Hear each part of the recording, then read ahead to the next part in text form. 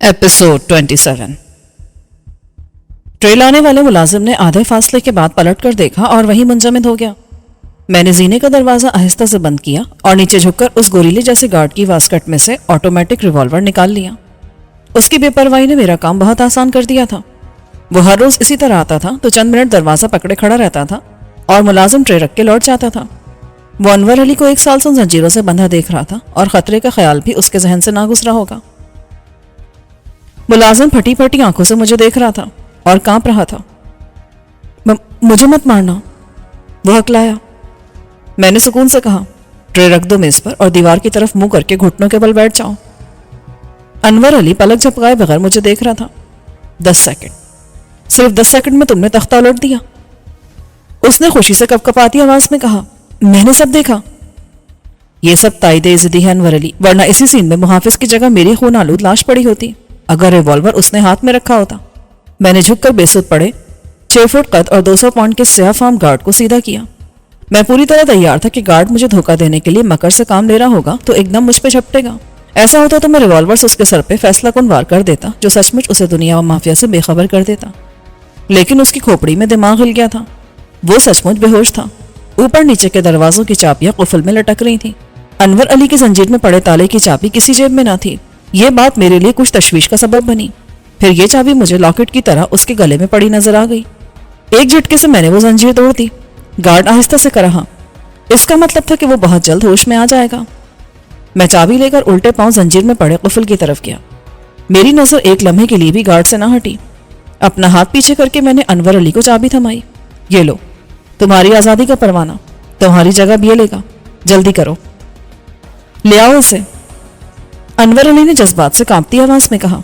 मैंने गार्ड को कॉलर से पकड़कर उठाया और अपनी तरफ घसीटा। पैर घसीटने से उसका एक बूट निकल गया। वो फिर कराहा। मैंने उसे नीचे डाला और उसके एक पांव में जंजीर डाल के कुफल बंद कर दिया। मुलाजिम ने सर घुमा के दहशत से यह मंजर देखा। अनवर अली ने एक लात उसके रसीद की। इस नमक हराम की सजा क्या होगी? मुलाजिम ने उसके पैर पकड़ लिए। मैं मजबूर था मालिक, मैं इनकार नहीं कर सकता था, मुझे माफ कर दो। चलो अनवर अली, इससे बाद में निमटना, ये कहीं नहीं जा सकता, कम ऑन। अनवर दरवाजे की तरफ बढ़ा तो मैंने मुलाजिम से कहा, तुम्हारे लिए माफी सी सूरत में है कि खामोशी से बैठे रहो। उसने सर हिलाया और मैं अनवर अली के पीछे जीना चढ़ गया। दरवाजे को बाहर से कुफल लगा के मैं अनवर अली के पीछे लपका जो बड़ी मुस्तैदी से ऊपर के जीने तक पहुंच गया था। रिवॉल्वर का सेफ्टी कैच हटाकर मैंने ऊपर वाले दरवाजे की चाबी अनवर अली को दे दी। अब हम किसी स्टोर में थे। उसमें भी अजनास का जखीरा था, बिल्कुल इसी तरह जैसे दूसरे किनारे पर जीने के बाद था। अब रहनुमाई तुम करोगे। हम पहले बादशाह सलामत को बताएंगे कि उनकी हुकूमत का तख्ता उल्टा जा चुका है। अनवर अली ख्वाब में चलने वाले की तरह बोला, क्या वाकई ऐसा हुआ है? कमरे के बाहर एक बरामदा था। पहले कमरे का दरवाजा बंद था। अनवर अली तेजी से अगले दरवाजे की तरफ बढ़ा। आखिरी कमरे का दरवाजा खोल के कोई औरत बाहर आई और अपनी जगह मुंजमद हो गई। इंतहाई खौफ और हैरत ने उसकी चीखी रोक ली थी। यह है अकबर अली का कमरा, अनवर अली बोला। उसका जुमला पूरा होने से पहले अकबर बाहर आ गया। मैंने उसे अचानक अपने मुकाबिल पाया। मेरे एक धक्के ने उसे वापस कमरे में पहुंचा दिया। बस अकबर अली, तुम्हारा खेल खत्म हुआ। एक गाली देकर वो मुझ पर हमलावर हुआ। मैंने उसे अपने घुटने पर लिया और टांगों उठा के एक हाथ से उसे उलट दिया। वो जमीन पर गिरा ही था कि मैंने किक मारी। वो गिरते ही तड़प कर उठा। किक उसके मुंह पर लगी। किसी औरत ने दिल दहला देने वाली चीख मारी, अकबर, अकबर, मैं गोली मार दूंगा तुझे। अनवर अली चिल्लाया। अब मैंने उसके हाथ में भी रिवॉल्वर देखा। ये शायद अकबर अली का रिवॉल्वर था। अनवर अली, खुद पर काबू रखो। औरत चिल्लाई, भाई जी, मैं हाथ जोड़ती हूं, इसे मत मारना। अकबर के मुंह से खून रिस रहा था। मेरी ठोकर से उसके होंठ फट गए थे और सामने वाले 2 दांत गायब हो गए थे। बैक वक्त 2 रिवॉल्वरों का रुख अपनी तरफ देखकर उसने अपनी हार मान लेने में आफियत जानी। गोली मत चलाना भाई जी, उसने खड़खड़ाहट के साथ कहा। दरवाजा एक धमाके से खुला। क्या हुआ शानो? एक बूढ़ी औरत ने अंदर आते हुए कहा। फिर मैंने उसकी चीख सुनी, अनवर, तू क्या भाई के खून से हाथ रंगेगा? तुझे मेरी कसम। नहीं माँ जी, आपको कसम देने की जरूरत नहीं। इसे मारना होता तो मैं अब तक मार चुका होता। मैंने 2 कदम पीछे हट के दरवाजे के करीब पोजीशन ले ली। बाहर से किसी मर्द ने पूछा, ये कैसा शोर है? फिर बड़े चौधरी सामने उस सीन में एंट्री दी। वो अंदर आया और अपनी जगह पर बुत की तरह साकित हो गया। اس کی نظر نے یہ منظر دیکھا اور سمجھ لیا کہ معاملات پر اب اس کا اختیار نہیں ہے اور نہ ہی اس کے حاکم بیٹے کا۔ اس نے اپنے پیچھے دروازہ بند کر دیا اور اپنی بیوی کے ساتھ جا کے کھڑا ہو گیا۔ ابا جی، اکبر کو بچا لو۔ کمرے میں پہلے سے موجود عورت نے زاروں قطع روتے ہوئے فریاد کی۔ میرا انور اتنا ظالم نہیں ہے شانو کہ خود تجھے بیوہ کرے۔ انور کی ماں نے روتے روتے کہا، پہلے یہ بتا دے کہ اب تو اپنے بھائی کے ساتھ کیا کرے گا انور، اور مجھے کیا سزا دے گا؟ چودھری نے کانپتی آواز میں کہا۔ صورتحال اب پوری طرح کنٹرول میں آ چکی تھی۔ میں نے کہا، چودھری صاحب آپ پرسکون رہیں اور بیٹھ جائیں۔ اس نے مجھے کھا جانے والی نظروں سے گھورا۔ یہ سب تیری وجہ سے ہوا؟ رائٹ، اور اسی لیے میں آپ کو ضمانت دے رہا ہوں کہ آگے بھی آپ کی حیثیت میں کوئی فرق نہیں پڑے گا۔ آپ انور علی کے بھی والد ہیں اور اس کے لیے زیادہ باعث عزت ہیں۔ آپ بھی بیٹھ جائیں ماں جی۔ وہ دونوں پیچھے ہٹ کے ایک صوفے پر بیٹھ گئے تو انور علی نے چھوٹے بھائی کی طرف دیکھا۔ بیٹھ جا تو بھی، لیکن خیال رکھنا کہ باہر سے تیرا کوئی حامی اور جانثار اندر نہ آئے، ورنہ مارا جائے گا۔ زخم خوردہ سانپ کی طرح بل کھانے والا اکبر علی اپنی بیوی کے پاس بیڈ پر بیٹھ گیا۔ تو میری جگہ نہیں لے سکتا انور، تیری یہ بدماشی نہیں چلے گی۔ تیری یہ غلط فہمی بھی بہت جلد دور ہو جائے گی اکبر، جب تو میری جگہ لے گا۔ اکبر کی بیوی شاہینہ نے پھر رونا شروع کر دیا۔ اسے معاف کر دو بھائی جی۔ کبھی میرے لیے ایک بار بھی تیرے دل میں رحم جاگا تھا؟ یہ بات ایک بار بھی تو نے کہی تھی میرے لیے اپنے شوہر سے؟ کیا ضرورت تھی تجھے؟ تو بنی بیٹھی تھی مہارانی، راج پاٹ کی مالک۔ انور نے نفرت اور حقارت سے کہا، پوچھ لو ان سے کتنی بار میں نے ہاتھ جوڑے، پاؤں پکڑے۔ بس کر بھابی، جھوٹ کی بھی تو حد ہوتی ہے۔ ابھی تو قرآن اٹھا کے قسم کھانے کے لیے بھی تیار ہو جائے گی اور بعد میں اللہ سے معافی بھی مانگ لے گی کہ وہ میری مجبوری تھی۔ کیا میں نہیں جانتا کہ اکبر کو تو نے کتنا اکسایا تھا میرے خلاف؟ اندھا بہرا نہیں تھا میں، سب معلوم ہے مجھے کہ تو کیا چاہتی تھی۔ تو نے اپنی ساس کے خلاف اکبر کو کتنا بھڑکایا تھا کہ سانپ کو زندہ چھوڑ دو گے تو موقع ملتے ہی وہ ڈس لے گا، اور اب تو کہے گی کہ دیکھا میں نے غلط نہیں کہا تھا، میری مان لیتے تو یہ دن نہ دیکھنا پڑتا۔ کیا اب تیرے مشورے پر میں عمل کروں، نصیحت پکڑوں اس بات سے؟ انور کی ماں نے کہا، دیکھ پتر، میں اس کی بھی ماں ہوں، اس نے کوئی بات تو مان لی تھی میری۔ انور نے کہا، خدا کے لیے ماں جی اب کوئی اور قسم نہ دینا مجھے، اکبر کے ساتھ کوئی زیادتی نہیں کروں گا میں، یہ بھی زندہ رہے گا اور شاید زیادہ آسانی کے ساتھ۔ مجھے دیکھ رہی ہو نا، تمہیں یاد تو ہوگا کہ جب مجھے تہخانے میں پھینکا گیا تھا تو میری صحت کیسی تھی؟ بولو۔ ہاں، صحت تو پہلے جیسی نہیں رہی تیری۔ اس کی وجہ کا بھی علم ہے تمہیں؟ انور نے نظر ماں پر مرتکز رکھی۔ چپ کیوں ہو؟ اس کی وجہ نہ وہ قید خانہ ہے، نہ وہ زنجیر یا خوراک کی کمی۔ کیا تمہیں معلوم ہے کہ مجھے کھانے میں زہر دیا جا رہا تھا؟ انور کی ماں نے چیخ ماری، یہ غلط ہے، جھوٹ ہے۔ یہ سچ ہے ماں جی، اور اس کا ثبوت بھی مل جائے گا آپ کو۔ انور نے زہر خن لہجے میں کہا، ہم سب بھی وہی کھاتے تھے، صرف ایک وقت۔ تم نے دیکھا کہ میں ایک وقت کھانا کھاتا تھا، اسی لیے میں زندہ بچ گیا۔ تم نے جب پوچھا تو میں نے بہانہ کر دیا کہ بھوک نہیں لگتی۔ اکبر غرایا، اس سے پوچھو کیسے فرشتے بتاتے تھے، یا یہ اپنی کتے جیسی ناک سے سونگھ لیتا تھا؟ مارنے والے سے بچانے والے کا ہاتھ زیادہ طاقتور ہے اکبر۔ تو یہ بھی بھول گیا تھا طاقت کے غرور میں کہ 100 دن چور کے ہوتے ہیں تو کوتوال کا ایک دن، اور اس دن چور پھانسی پر لٹکتا ہے۔ تجھے بھی یہ غرور تھا کہ تو اپنے جیسے فانی انسانوں کی زندگی اور موت پر اختیار رکھتا ہے۔ وہ تیرے ہی وفاداروں میں سے ایک تھا جس کی طرف سے مجھے وارننگ مل جاتی تھی، ایسے کہ کسی کو شک بھی نہ ہو۔ اگر میں یہ بات ماں کو بھی بتا دیتا تو تجھے معلوم ہو جاتی، اور تو ان سب کو بدل دیتا جو میری حفاظت اور مجھے خوراک کی فراہمی پر مامور تھے۔ چل اب بتا دے اس کا نام۔ بڑے چودھری نے کہا، نہیں، اس کا نام کبھی میری زبان پر نہیں آئے گا، کبھی نہیں۔ اب مجھے اس کے احسان کا بدلہ چکانا ہے۔ میں اس کی زندگی کا دشمن نہیں ہو سکتا، لیکن میدان حشر میں وہ ضرور سامنے آئے گا، اور تب اس کی گواہی کو مسترد نہیں کیا جا سکے گا۔ اس نے مجھے ایک پیغام دیا تھا کہ جس کھانے میں زہر ہوگا اس میں سارے برتن ایک رنگ کے ہوں گے سوائے ایک پلیٹ کے، وہ مختلف رنگ کی ہوگی یا کسی ایک پلیٹ کا کنارہ ٹوٹا ہوا ہوگا۔ شروع کے چند ہفتوں میں ایسا نہیں تھا، لیکن جب کھانے میں زہر ملانے کا سلسلہ شروع ہوا تو مجھے وارننگ دیر سے ملی۔ کئی دن میں زہر آلود کھانا کھاتا رہا، شاید کئی ہفتے۔ میری بھوک اس سے مر گئی، مجھے پیاس بہت لگتی تھی اور منہ کا ذائقہ خراب ہو گیا تھا۔ وہ آہستہ آہستہ اثر کرنے والا زہر تھا۔ پھر بھی میری صحت تیزی سے گری۔ پھر مجھے خبردار کیا گیا اور میں کھانے کو بہت غور سے دیکھنے لگا۔ میرے محسن کی بات غلط نہیں تھی، شاید وہ خود اس کا خیال رکھتا تھا۔ میں نے خود کو ایک وقت کھانے کا عادی بنا لیا۔ پھر میں آدھا کھانا چھپا کے رکھنے لگا بیڈ کے نیچے۔ میرا وزن بہت کم ہوا، مگر میں زندہ ہوں اور صحت مند بھی۔ یہ ایسی بات تھی جو انور علی نے مجھے بھی نہیں بتائی تھی، دانستہ، یا شاید پھر وہ بھول گیا تھا۔ میں تجھے زہر نہیں دوں گا اکبر، کھانا تو اماں اپنی نگرانی میں بنوائے گی، وہ خود لے جانا چاہے تو اس کی مرضی ہے، تجھے اپنے ہاتھ سے کھلانا چاہے تو یہ بھی اس کی مرضی ہے، چل اب اٹھ۔ شاہینہ چلائی، بھائی جی رحم کرو، اور ایک دم انور کے پیروں سے لپٹ گئی۔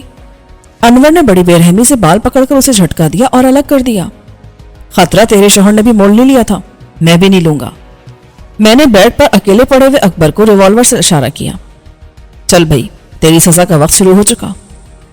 اکبر دہشت زدہ ہو کے پیچھے ہوا۔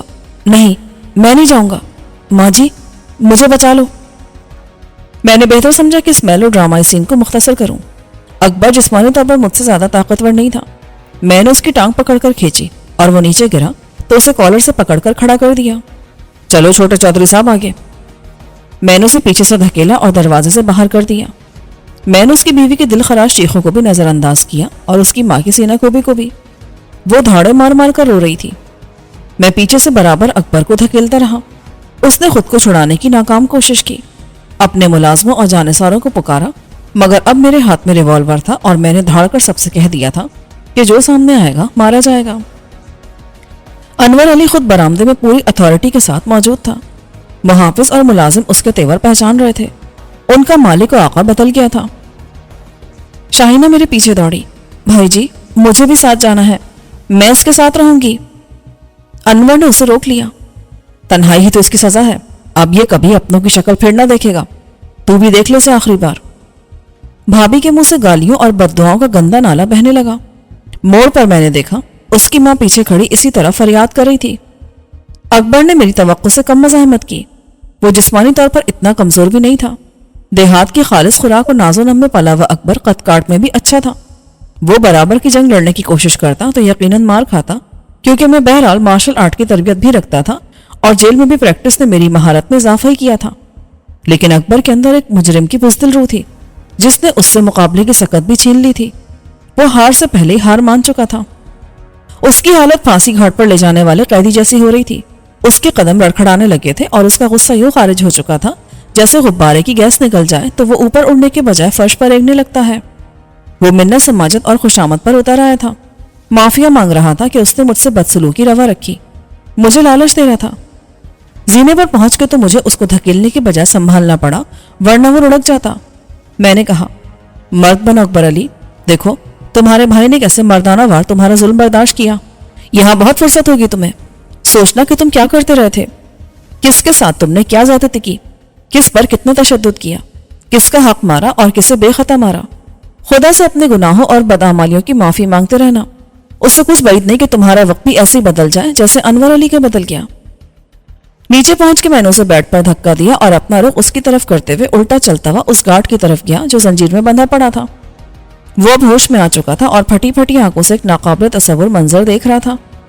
میں نے چابی اس کی طرف پھینکی، اپنے پیروں میں پڑی زنجیر کا تالا کھولو اور چابی مجھے واپس کر دو۔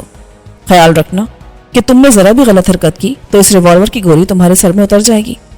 میرا نشانہ کیسا ہے یہ تم مرنے سے پہلے اندازہ کر لو گے۔ اس نے خاموشی سے چابی لی اور تالا کھول کے مجھے واپس کر دی۔ اکبر علی اسے گالیاں دینے لگا، حرام زادے، کتے، نمک حرام، غدار، اس دن کے لیے میں نے پالا تھا تجھے۔ میں نے اس سے کہا، اکبر علی کے پیروں میں زنجیر ڈال کے تالا لگا دو۔ وہ اکبر کی طرف بڑھا تو اکبر اس پر حملہ آور ہو گیا، گارڈ دھکے سے پیچھے گر گیا۔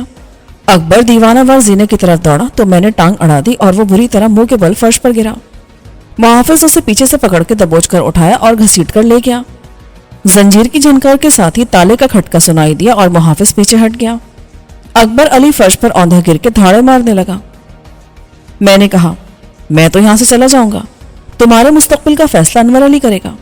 جو کچھ تم نے میرے ساتھ کیا میں تمہیں معاف کرتا ہوں، انور کے معاملات وہ جانے۔ میں پلٹا اور گارڈ کو آگے رکھ کے دروازے سے سینے پر چڑھ گیا۔ دروازے کو میں نے خود لاک کیا لیکن چابی گارڈ کو نہیں دی۔ جب میں واپس اوپر پہنچا تو صورتحال میں کوئی زیادہ تبدیلی نہیں آئی تھی۔ بڑے چودھری کو چپ لگ گئی تھی، وہ ہر طرف سے پس رہا تھا۔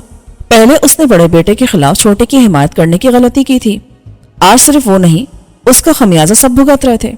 دونوں حریف ایک ہی ماں کے بیٹے تھے اور اس کے جذبات میں ممتا کے سوا کچھ نہ تھا۔ پہلے بھی وہ ان کی دشمنی کے درمیان پس رہی تھی، آج بھی وہ پہلے سے زیادہ عذاب میں تھی۔ بڑا بیٹا ایک مختلف ذہن رکھتا تھا اور اسے مجبور سمجھ کر معاف بھی کر سکتا تھا، مگر چھوٹے کے لیے وہ کیا کرے؟ وہ تو ماں کو الزام دے گا کہ تم نے مجھے ایک سانپ کا سر نہیں کچلنے دیا، اس وقت میں نے تمہاری نہ سنی ہوتی تو آج مجھے سزا نہ بھگتنی پڑتی۔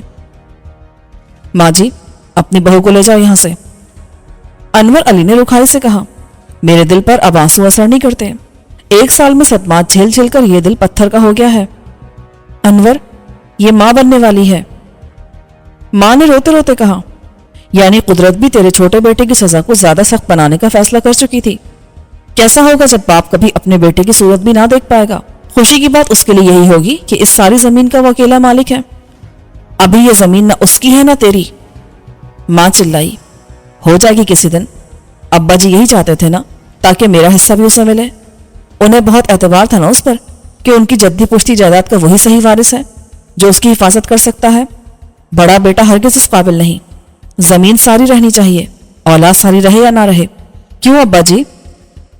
بڑے چودھری کی آنکھوں سے آنسو چھلک پڑے جو اس نے روک لیے۔ میں تسلیم کرتا ہوں اپنی غلطی کو انور، کیا تو میری غلطی معاف نہیں کر سکتا؟ اگر میں اپنی زمین جائیداد آدھی آدھی تم دونوں کے نام کر دیتا تو یہ دن کیوں دیکھنا پڑتا مجھے؟ ایسا اب بھی ہو سکتا انور، ماں نے کہا۔ پہلے مجھے گزرے ہوئے سال کا ایک ایک دن، ایک ایک لمحہ لوٹا دو، وقت کو پھر وہی لے جاؤ جہاں سے تمہاری خطا میری سزا بنی تھی۔ تم اب بھی جانبداری سے کام لے رہے ہو محترم والدین؟ کیا ہمارے بچپن میں تم نے ہمارے درمیان کوئی فرق رکھا تھا؟ کسی ایک کے ساتھ زیادتی کی تھی؟ نہیں کی تھی نا۔ جو ایک کو ملتا تھا وہی دوسرے کو، جو وہ کھاتا تھا وہی میں، اسے نام ملتا تھا تو مجھے بھی، اور قصور پر مجھے مار پڑتی تھی تو اسے بھی، فرمائش اس کی پوری ہوتی تھی تو میری بھی۔ پھر آج سزا صرف میرے لیے کیوں؟ چودھری نے خاموشی سے سر جھکا لیا۔ کم سے کم 1 سال تو اس کی سزا بھی رہنے دیں، پھر رحم کی اپیل کریں، یا مجھے بتا دیں کہ ایسی ہی کوشش آپ نے میری رہائی کے لیے بھی کی تھی۔ تو جانتا ہے کہ میں نے بھی کوشش کی تھی تجھے زندہ رکھنے کی، ماں نے فریاد کی۔ اب تمہیں کوشش کرنے کی ذلت بھی نہیں اٹھانی پڑے گی۔ میرا اسے مارنے کا کوئی ارادہ نہیں، نہ زہر دے کر اور نہ تشدد کر کے۔ تمہیں اس کے لیے کوئی رعایت حاصل کرنے کے لیے مجھ سے التجا نہیں کرنی پڑے گی۔ تم جو چاہو گی اسے فراہم کر دیا جائے گا۔ پھر بھی تم خوش نہیں ہو، اسے کوئی اذیت نہیں ہوگی جو میں نے برداشت کی تھی۔ جیسی تیری مرضی انور، سزا پہلے بھی میرے لیے تھی، اب بھی میرے لیے ہے۔ اس کا ذمہ دار میں کیسے ہو گیا؟ فیصلہ کرنے والے تو ابا جی تھے۔ اس کی ماں اٹھ کھڑی ہوئی۔ چل میرے ساتھ آجا بہو، کچھ نہیں ملے گا تجھے بھائی جی سے ذلت کے سوا۔ انور علی کا یہ رویہ میری توقعات سے خاصا مختلف تھا۔ اس نے اپنے بارے میں جو کچھ بتایا تھا اس سے وہ ایک دانشور ذہن رکھنے والا، نرم دل اور مساوات پر یقین رکھنے والا انسان ثابت ہوتا تھا، لیکن اب میں اپنی رائے بدلنے پر مجبور ہو گیا تھا۔ یہ سال بھر کی اسیری اور ذلت کا رد عمل تھا، یا اس کے اندر چھپ کر بیٹھا ہوا جاگیردار جو اب آزادی پاتے ہی باہر نکل آیا تھا کہ اس نے سنگ دلی کا غیر لچکدار رویہ اختیار کیا اور کسی قسم کی جذباتی الغار سے متاثر نہیں ہوا۔ اس کی جگہ اکبر ہوتا تو وہ بھی ایسا ہی کرتا اور کسی کے ساتھ ذرا بھی رعایت نہ کرتا۔ بے شک اس نے اپنا کیس دلیل کے ساتھ لڑا تھا اور کسی کے پاس اس کے عائد کیے ہوئے الزامات کا جواب تھا اور نہ جواز۔ اس نے قائل چاہے نہ کیا ہو مگر ثابت کر دیا تھا کہ جو کچھ وہ کر رہا ہے عین انصاف ہے، اور اکبر علی کے ساتھ جیسے کو تیسا کے مطابق یہی سلوک ہونا چاہیے تھا۔